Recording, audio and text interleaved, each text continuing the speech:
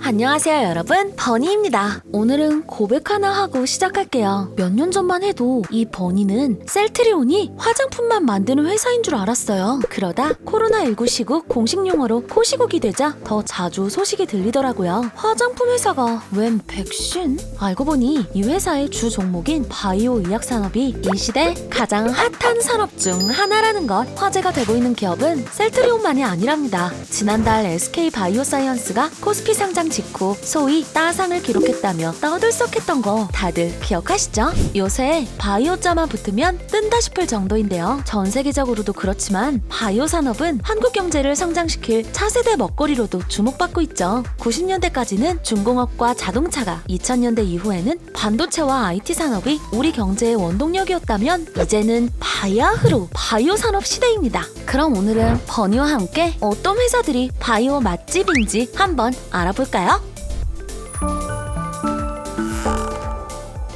그런데 여러분, 바이오 산업이라는 게 정확히 뭘까요? 가장 교과서적인 정의를 말하자면 바이오 테크놀로지, 즉 생명공학 기술을 기반으로 다양한 부가가치를 생산하는 산업이라고 할 수 있습니다. 현재 연구개발이 한창인 분야만 보아도 바이오 에너지, 바이오 소재, 바이오 나노로봇 기술, 뇌공학과 결합한 바이오닉스 등등 어마무시하답니다. 오늘은 그 중에서도 가장 보편적이고 또 우리나라에서 한참 성장 중인 바이오 의약 산업을 살펴보려고 해요. 글로벌 제약산업 전망 보고서에 의하면 전 세계 처방의약품 매출액은 2020년을 기점으로 급등세를 보이며 연평균 7.4% 성장, 2026년에 이르면 1조 3,903억 달러, 한화 1,650조 원으로 확대될 것이라고 합니다. 이 데이터에는 케미컬 의약품과 바이오 의약품이 포함되어 있는데요. 케미컬 의약품이 기존 화학물질을 합성하여 만든 치료제라면 바이오 의약품은 생명체의 유전자나 단백질, 세포를 원료로 만든 치료제라고 할 수 있죠. 이를테면 인슐린이나 성장 호르몬 같은 것이 결핍됐을 때 이를 재조합해서 만든 단백질을 사람 몸에 투여하는 방식으로 치료하는 개념입니다. 기존 케미컬 의약품에 비해 치료 효과가 뛰어나고 부작용은 적으며 난치병, 암, 희귀 질환 등에서 더 높은 효과를 보여서 미래의 의약품 기술로 각광받고 있습니다. 근데 여기서 놀라운 사실, 케미컬이든 바이오든 의약품에는 모두 오리지널과 복제약이 존재한다는 것인데요. 정말 몰랐던 건가요? 제약사가 신약 개발을 통해 최초로 세상에 내놓는 약이 오리지널. 이 오리지널 의약품은 개발한 제약사에서 명명한 브랜드명으로 불리며 일정 기간 특허권 보호를 받게 됩니다. 신약 개발에 투입된 어마어마한 시간과 예산, 노력 등을 생각하면 당연한 일이죠. 하지만 특허 기간이 만료되면 다른 제약사에서 복제약을 만들어 시판하는 것이 허용됩니다.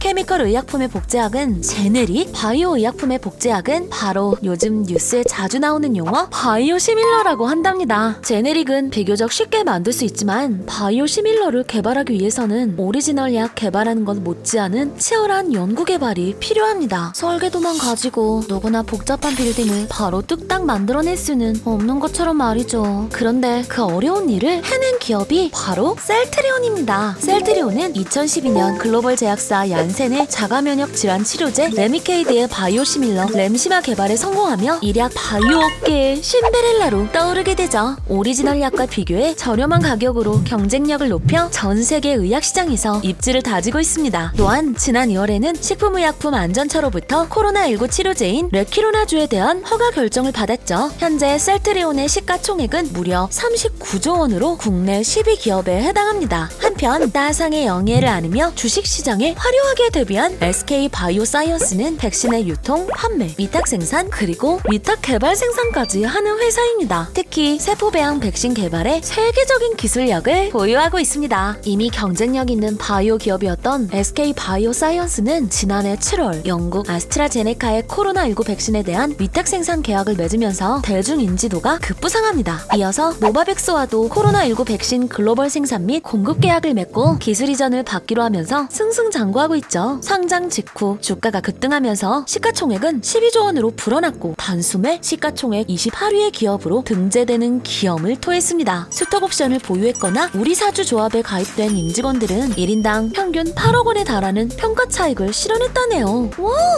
부럽. 한편 부회사와는 약간 성격이 다른 또 하나의 주요 바이오 의약 회사로 삼성 바이오로직스가 있습니다. 바이오 의약품 위탁 생산에 특화된 삼성 바이오로직스의 가장 큰 특징은 타의 추종을 불허하는 규모의 경제입니다. IT 좀 아시는 분들은 여기서 세계 최고를 자랑하는 삼성전자의 반도체 파운드리를 떠올리실 텐데요. 막대한 자금력과 초고난이도의 기술력이 집약된 반도체 공장을 건설하고 운영해왔던 삼성그룹의 노하우가 있기 때문에 삼성 바이오로직스가 성공적으로 순항하고 있다고 해도 과언이 아닙니다. 삼성 바이오로직스는 지난해 8월 인천 송도의 바이오의약품 단일 공장 기준 세계 최대 규모의 제사 공장 증설을 발표했는데 무려 상암 월드컵 경기장의 1.5배에 달한다고 합니다.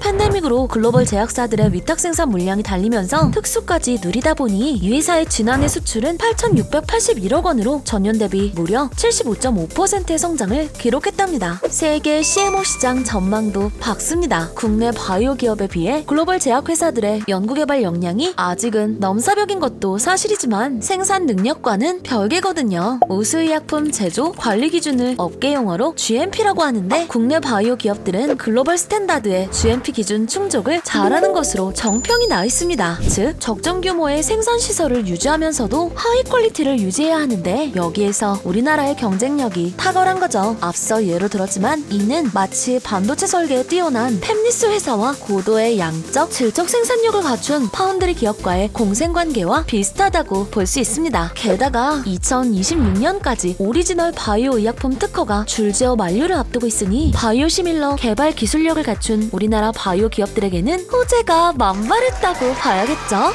자, 지금까지 K-바이오 산업의 메이저 플레이어들을 살펴봤는데요. 바이오 복제약인 바이오시밀러 개발, 그리고 바이오 의약품 위탁 생산, 즉 CMO가 우리나라의 주된 경쟁력이라고 요약할 수 있겠네요.